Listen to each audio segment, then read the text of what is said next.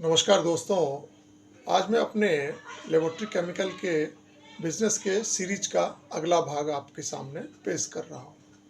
दोस्तों, ये व्यवसाय जो है ये पूरी तरह साइंटिफिक गुड्स के नाम से जाना जाता है। इसमें लेबोरेटरी केमिकल्स हो गया, इसमें प्लास्टिक वेयर्स हो गया, इसमें ग्लास वेयर्स हो गया, इसमें फिल्टर पेपर्स हो गए, इसमें कई तरह के फिल्टर पेपर्स भी होते हैं और अनेक आइटमें ऐसी होती है जो किसी भी लेबोरेटरी में दिन प्रतिदिन यूज होता है। दोस्तों, केमिकल जो है इसमें स्मॉल पैक में होता है, जो अगर लिक्विड है तो वो 125 ml भी हो सकता है, 500 ml भी हो सकता है, 2.5 लीटर भी हो सकता है और मैक्सिमम 25 लीटर तक इसमें हो सकता है।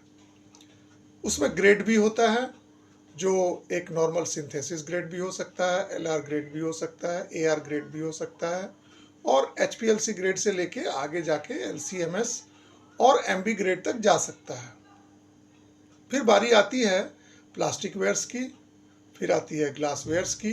ग्लास वेयर्स में आपको बोरोसिलिकेट ग्लास इस्तेमाल होता है, जो कि खास करके याद रखिए हमेशा किसी भी केमिकल के लिए ग्लास जो होता है वो एक कॉम्पैटिबल होता है, वो नॉन रिएक्टिव होता है, इसलिए ज़्यादातर उसमें पैकिंग भी आप देखेंगे। उसके बाद बारी आती है फिल्टर पेपर्स की। कई तरह के फिल्टर पेपर्स होते हैं, किस तरह का प्रयोग है, किस तरह का इंडस्ट्री है, किस तरह का काम है, ये उस पर निर्भर करता है।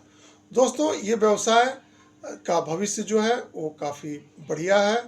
खास करके इसकी शुरुआत जो है वो स्कूल से हो जाती है, स्कूल के बाद कॉलेज, कॉलेज के बाद यूनिवर्सिटी, यूनिवर्सिटी के बाद रिसर्च सेंटर, रिसर्च के बाद फिर आप इंडस्ट्रीज में चले जाइए जहाँ पे आपको QC डिपार्टमेंट होता है।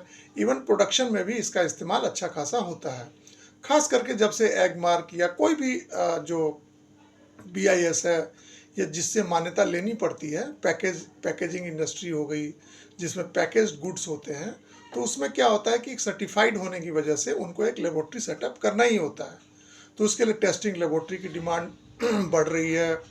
फिर आपके तरह तरह का फूड का टेस्टिंग, खाने पीने की चीज़ों का टेस्टिंग, फिर आपका खाद्य सामग्री के साथ साथ दूध का जो पैकेजिंग है उसमें इस्तेमाल होता है। दोस्तों, इसके बाद एक नॉर्मल टेस्टिंग तो होती ही है, साथ साथ में फिर आगे चल के केमिस्ट्री के बाद इसमें माइक्रोबायोलॉजी इसका एक अच्छा कस्टमर हो सकता है।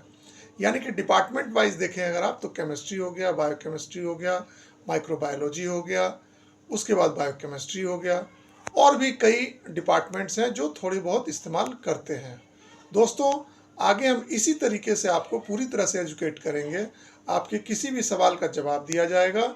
इसको कैसे व्यापार को शुरू करते हैं, क्या क्या रिक्वायरमेंट्स है, कितनी पूंजी लगती है, इसमें किन किन बातों का ध्यान रखना चाहिए, क्या व्यक्ति को पढ़ा लिखा होना चाहिए या कम पढ़े लिखे भी कर सकते हैं या बहुत ज़्यादा पढ़े लिखे भी करेंगे, क्योंकि इसमें जो कस्टमर होता है वो साइंटिफिक कम्युनिटी से होता है।